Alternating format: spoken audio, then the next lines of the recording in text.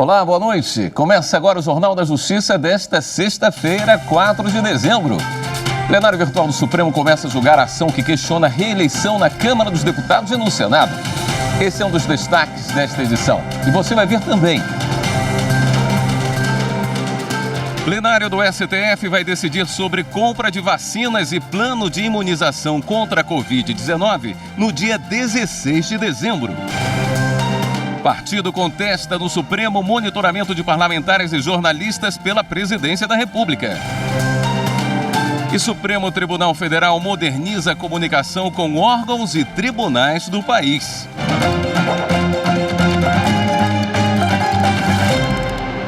O plenário virtual do Supremo Tribunal Federal iniciou o julgamento de ação que questiona a possibilidade de reeleição para a presidência da Câmara e do Senado. Se não houver pedido de vista ou de destaque, o julgamento termina no dia 14 de dezembro. A ação direta de inconstitucionalidade foi proposta pelo Partido Trabalhista Brasileiro em agosto e pede que o Supremo Tribunal Federal reconheça como inconstitucional a reeleição da mesa da Câmara dos Deputados e do Senado. O relator é o ministro Gilmar Mendes. De acordo com o PTB, a Constituição Federal prevê que o mandato dos integrantes das mesas será de 2 anos e proíbe a recondução para o mesmo cargo na eleição imediatamente subsequente. Assinala, no entanto, que, conforme o regimento interno da Câmara, não se considera recondução a eleição para o mesmo cargo em legislaturas diferentes, ainda que sucessivas. Cada legislatura possui 4 anos. O ministro Gilmar Mendes votou pela procedência parcial da ação. Para o relator, somente poderá haver reeleição para comandar as 2 casas legislativas uma única vez. No entendimento do ministro, essa regra passaria a valer a partir da próxima legislatura, o que permitiria a reeleição dos atuais presidentes da Câmara, Rodrigo Maia, e do Senado, Davi Alcolumbre. No voto, o ministro Gilmar Mendes ressaltou que o limite de uma única reeleição ou recondução deve orientar a formação das mesas da Câmara dos Deputados e do Senado Federal a partir da próxima legislatura, resguardando-se para aquela que se encontra em curso a possibilidade de reeleição ou recondução, inclusive para o mesmo cargo. Gilmar Mendes destacou ainda que a aplicação da regra deve valer para a próxima legislatura para evitar interferência nas eleições do Congresso em 2021. Acompanharam Gilmar Mendes até agora os ministros Dias Toffoli, Alexandre de Moraes e Ricardo Lewandowski. O ministro Nunes Marques acompanhou o voto, mas com ressalvas. No entendimento de Nunes Marques, o STF deve reconhecer a possibilidade de reeleição, mas que ela não deve valer para os parlamentares que já estão no 2º mandato no momento, ou para os que venham a ser eleitos. Com esse entendimento, o voto de Nunes Marques impediria a reeleição de Maia, que já foi reeleito em 2019, mas permitiria a de Davi Alcolumbre. Se não houver pedido de vista ou destaque, a votação termina na segunda-feira, dia 14 de dezembro.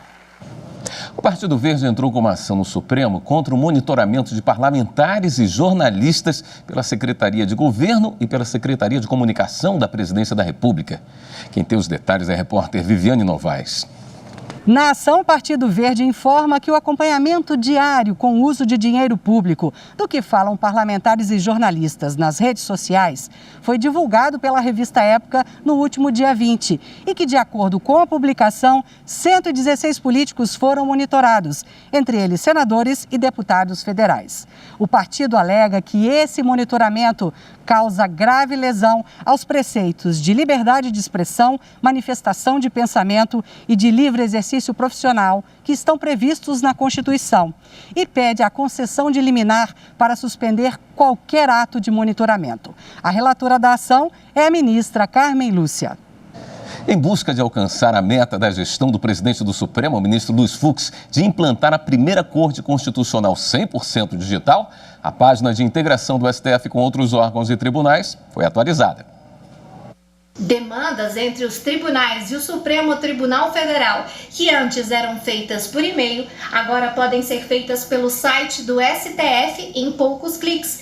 Basta acessar a aba Processos na parte superior da tela, depois clicar em Portal de Integração. Na página é possível acessar as resoluções, como o regulamento do processo judicial eletrônico e ainda o formulário para demandas entre os tribunais ou órgãos públicos e a Suprema Corte.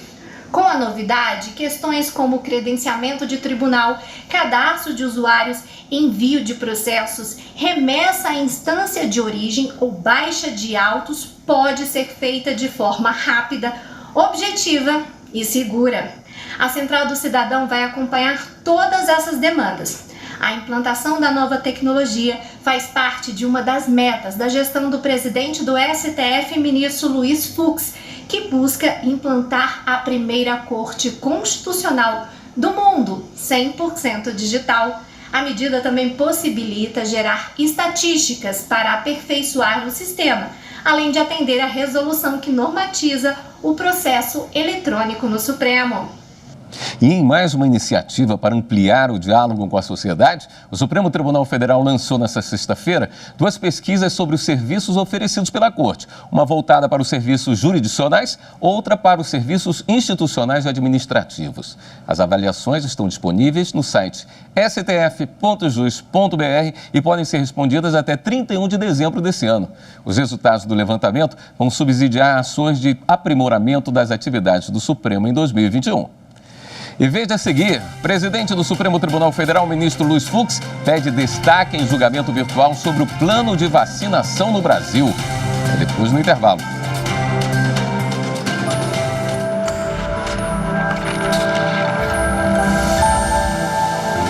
A Constituição Federal de 88 foi um marco importante na tutela do consumidor no Brasil.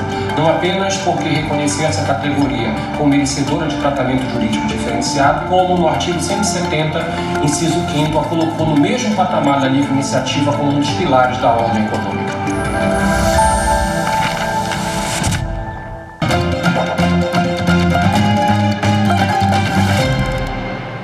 O plenário do Supremo Tribunal Federal deve julgar no próximo dia 16, por videoconferência, 2 ações que tratam da vacinação contra a Covid-19. O julgamento dos 2 processos no plenário virtual foi interrompido após pedidos de destaque do presidente do STF, ministro Luiz Fux. Em uma das ações, o partido Rede Sustentabilidade questiona a conduta do presidente Jair Bolsonaro, que desautorizou o ministro da Saúde, Eduardo Pazuello, que havia anunciado a intenção de o governo federal comprar 46 milhões de doses da vacina Coronavac, desenvolvida em parceria entre o Instituto Butantan e a farmacêutica chinesa Sinovac. Na outra ação, 5 partidos pedem que o presidente seja obrigado a adquirir vacinas e medicamentos contra a Covid-19 que forem aprovados pela Anvisa. O relator dos processos, ministro Ricardo Lewandowski, votou para determinar que o governo federal apresente em 30 dias um plano detalhado das estratégias e ações para assegurar a oferta de vacina contra o coronavírus. Mas, com o pedido de destaque do presidente do STF, ministro Luiz Fux, o julgamento no plenário virtual foi interrompido e será retomado no plenário presencial desde o início. Isso inclui a leitura do relatório, sustentações orais, votação de todos os ministros, inclusive o do relator, ministro Ricardo Lewandowski. O julgamento das 2 ações foi marcado para a sessão plenária por videoconferência do dia 16 de dezembro. O Tribunal de Justiça do Amazonas aderiu ao juízo 100% digital, o programa do Conselho Nacional de Justiça que permite que todos os atos processuais sejam feitos pela internet. O presidente do Supremo Tribunal Federal e do Conselho Nacional de Justiça, ministro Luiz Fux, participou da assinatura por videoconferência. O termo de cooperação entre o Conselho Nacional de Justiça e o Tribunal de Justiça do Amazonas foi assinado nesta sexta-feira. O juízo 100% digital tem como objetivo garantir acesso à justiça sem precisar comparecer fisicamente nos fóruns. Com o modelo, é possível que todos os atos processuais, como audiências e sessões de julgamentos, sejam realizados por meio eletrônico. A vantagem do programa é dar celeridade no trâmite processual e mais comodidade para as partes, principalmente nesse momento de pandemia. O presidente do STF e do CNJ, ministro Luiz Fux, participou da cerimônia, além do presidente do Tribunal de Justiça do Amazonas e do secretário-geral do CNJ. O Tribunal Regional Federal da Primeira Região, com sede em Brasília, confirmou o direito de um estudante se matricular pelo sistema de cotas na Universidade Federal de Minas Gerais. O aluno apresentou documentos e fotos expedidos por órgãos públicos comprovando a declaração de pardo atestada no momento da inscrição, mas a Universidade Federal de Minas Gerais desconsiderou os registros. O estudante recorreu à Justiça para garantir o direito e já em primeira instância conseguiu. A UFMG apelou ao TRF1, alegou que 10 membros da comissão examinadora avaliaram a situação e a aparência do aluno não se enquadra como parda e por isso ele perdeu o direito à vaga no curso de Geologia pelo sistema de cotas.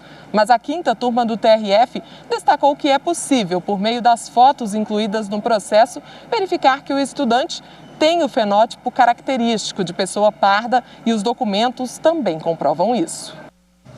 No Amazonas, o Ministério Público Federal e outros órgãos firmaram um acordo com a Associação de Supermercados para dar destinação adequada a materiais recicláveis domiciliares.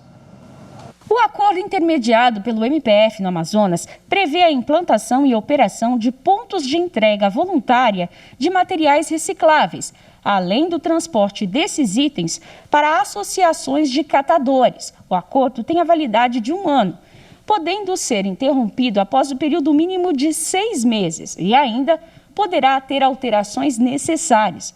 O principal objetivo é cumprir a legislação ambiental, que prevê responsabilidade compartilhada pelo ciclo de vida dos produtos entre fabricantes, importadores, distribuidores, comerciantes, consumidores, titulares dos serviços de limpeza urbana e manejo de resíduos sólidos. A 4ª turma do STJ vinculou dano moral a interesses existenciais e derrubou a indenização por frustração do consumidor. Os detalhes na reportagem de Jéssica Castro. Os ministros reformaram condenação estabelecida pelo Tribunal de Justiça de São Paulo em favor de um cliente que ficou frustrado com a compra de um automóvel e afastaram a indenização concedida. Ao reformar o acórdão, a 4ª turma definiu limites para a configuração da ofensa real aos chamados interesses existenciais. Esse advogado explica o que são esses interesses. Interesse existencial é aquele tutelado sob o prisma da responsabilidade civil por danos morais, né? De modo que aqueles aborrecimentos, aqueles transtornos, todas aquelas situações cotidianas que geram irritação, aborrecimento, raiva, indignação, não seriam passíveis de indenização por danos morais. De acordo com o processo, o cliente comprou o carro usado em uma loja e pagou parte do valor total por meio de financiamento bancário. Segundo o consumidor, o banco demorou 90 dias para enviar o contrato e ele pagou as parcelas normalmente durante esse período.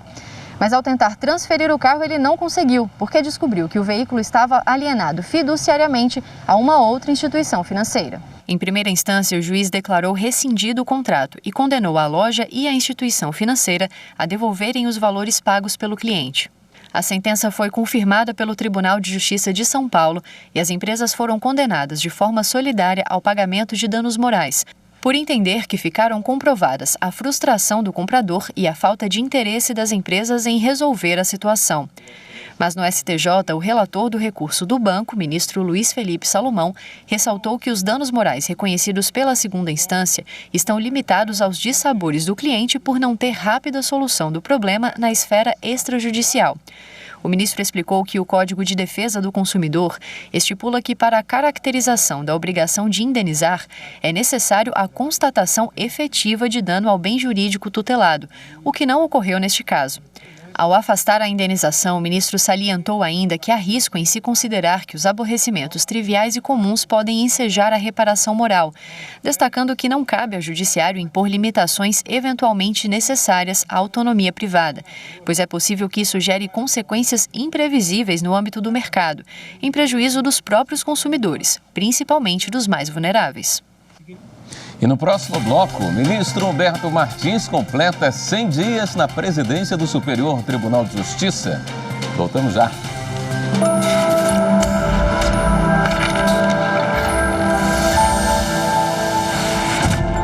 Constituição tem a ver com liberdade. É uma garantia do cidadão em face do Estado. Por isso, é a lei mais importante do país. Todas as demais leis, sejam federais, estaduais ou municipais, devem obediência à Constituição. Precisamos conhecer bem a nossa Constituição.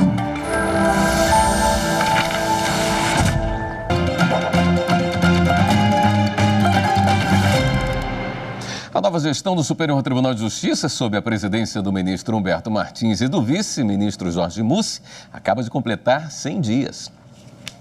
Ressalto que entre os pilares da minha gestão, à frente do STJ, além da gestão participativa e da valorização, estão um compromisso com a responsabilidade, com a legalidade, com a moralidade, com a sustentabilidade, com a transparência, mas, sobretudo, com respeito ao cidadão. Nós somos instrumentos do poder. O dono do poder é o cidadão. O Superior Tribunal de Justiça cada vez mais próximo do cidadão. Desde que tomou posse como presidente da Corte ao lado do ministro Jorge Mussi como vice, o ministro Humberto Martins assumiu esse compromisso. A gestão completou 100 dias e muito do que foi anunciado na posse já foi colocado em prática. Ainda no mês de agosto, um dia após assumir a presidência, foi assinado um termo de cooperação técnica com a Fundação Getúlio Vargas para o desenvolvimento de um plano estratégico de gestão do STJ até 2022, sem custo para o tribunal. O documento foi entregue em novembro. Nós elaboramos esse plano em conjunto com a Fundação Getúlio Vargas, utilizando os nossos melhores técnicos do Superior Tribunal de Justiça com os melhores técnicos da Fundação Getúlio Vargas, onde vamos atacar, no melhor sentido, a qualidade da inteligência artificial, uma gestão participativa, mas eficiente e produtiva. Dentro da proposta de uma gestão participativa, foi criado, com a aprovação do Pleno, 6 comitês consultivos temporários, formados pelos demais ministros e divididos por temas, para auxiliar os trabalhos da presidência. Todos irão participar, orientar e vamos trabalhar com metas e organização, em busca do Tribunal da Cidadania, o Tribunal de Eficiência, viável e de grande qualidade. Além dos comitês, também foi criada uma comissão para analisar a implantação da Lei Geral de Proteção de Dados no Tribunal.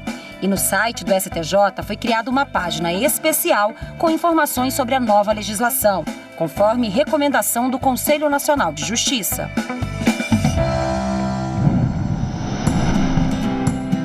E se ouvir os pares é fundamental, o que dizer do maior interessado nas decisões do STJ, o cidadão? O programa Fale com o Presidente, de mãos dadas, Magistratura e Cidadania, abriu as portas da presidência para ouvir sugestões, críticas e esclarecer dúvidas sobre o trabalho do STJ, algo inédito na Corte. Como cidadã, é coisa rara, né? É raríssimo. Eu que vivo do lado do povo, que sou povo, é muito raro a gente sentir que está sendo ouvido, perceber que está havendo seriedade. Então, eu não tenho nem palavras, assim, de verdade. Dá vontade de ser brasileira de novo. Ouvir o cidadão. É isso que o STJ quer. E para ampliar essa comunicação, também foram firmadas 2 importantes parcerias com outros órgãos: o Conselho Nacional de Justiça e o Conselho Nacional do Ministério Público.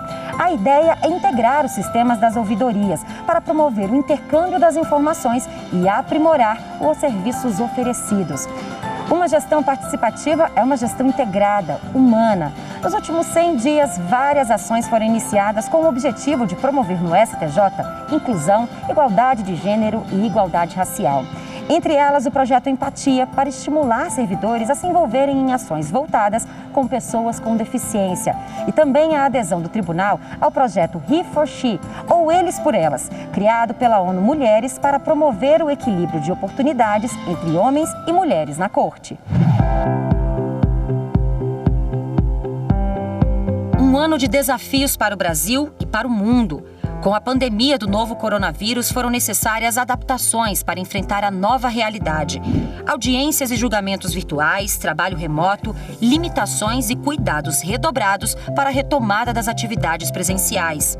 Mesmo com todas as restrições, a produtividade da Corte não caiu. Durante o 14º Encontro Nacional do Poder Judiciário, o presidente anunciou que o STJ cumpriu, ainda em outubro, a meta 1 do Conselho Nacional de Justiça, que estabelece que os tribunais do país devem julgar números de processo maior do que a quantidade distribuída no ano corrente. Até outubro, no STJ foram distribuídos mais de 283 mil processos e julgados mais de 316 mil, uma taxa de 111,77% de cumprimento da meta do CNJ. Também foi nos primeiros 100 dias da nova gestão que o Superior Tribunal de Justiça sofreu o pior ataque hacker já realizado contra uma instituição pública brasileira. Uma verdadeira força-tarefa foi criada para o restabelecimento das atividades da Corte. Durante o período de 3 a 10 de novembro, as sessões de julgamento foram suspensas e o ministro-presidente ficou no plantão judiciário resolvendo as questões mais urgentes que chegavam à Corte. O cidadão brasileiro pode contar com o esforço e com a participação incondicional do Tribunal da Cidadania para a entrega de uma prestação jurisdicional célere, efetiva e justa, que atenda aos anseios dos jurisdicionados e da sociedade. O STJ está alerta, vigilante e atuante, respondendo com brevidade todos os questionamentos dos jurisdicionados e da sociedade brasileira.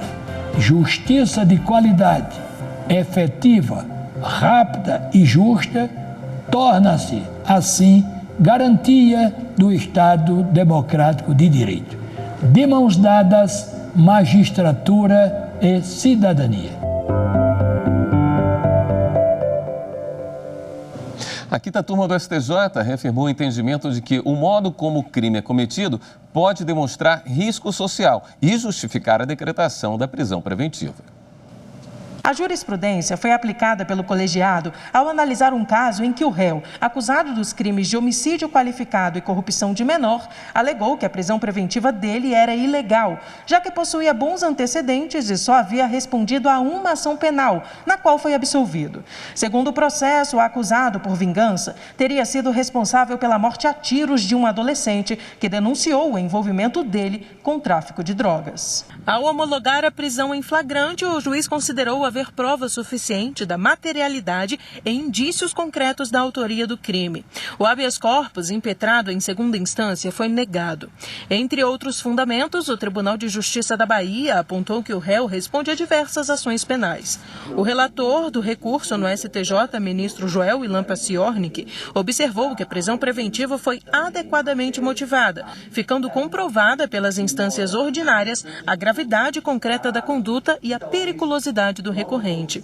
Joel Ilan Paciornik levou em consideração ainda a possibilidade dele voltar para as atividades criminosas, já que responde a outras ações penais, além daquela que foi absolvido. O balanço das eleições de 2020 será tema de um encontro virtual organizado pela EJE, Escola Judiciária do TSE. O evento será transmitido pela página de ensino à distância da EJE e pelo canal da Justiça Eleitoral no YouTube. O seminário, na próxima segunda-feira, vai das 9 da manhã às 6 da tarde. Estão previstos 5 painéis com participações dos ministros Alexandre de Moraes, Luiz Felipe Salomão e do presidente do TSE, ministro Luiz Roberto Barroso. Para informações sobre a inscrição, acesse a página da Escola Judiciária Eleitoral, que aparece aí na sua tela. O Ministério Público Federal entrou com uma ação contra o município de Barra do Piraí, no Rio de Janeiro, e o Instituto Estadual do Meio Ambiente, INEA, para garantir a elaboração e execução de um plano de regularização fundiária na região. Desde 2004, o MPF vem acompanhando e fomentando projetos para revitalização e recuperação de áreas degradadas às margens dos rios Piraí e Paraíba do Sul, que cortam o sul fluminense no Rio de Janeiro. Durante esses anos, vários acordos extrajudiciais foram feitos, mas não tiveram efeito. Por isso, o órgão entrou com ação na Justiça. O plano de regularização fundiária pede para que se estabeleçam critérios para distinguir essas ocupações irregulares e o que pode ser feito para recuperar esses locais, não só com o objetivo de preservar o meio ambiente, mas também de promover a ocupação ordenada da região. Esta edição do Jornal da Justiça fica por aqui. Para você, uma boa noite, um ótimo fim de semana.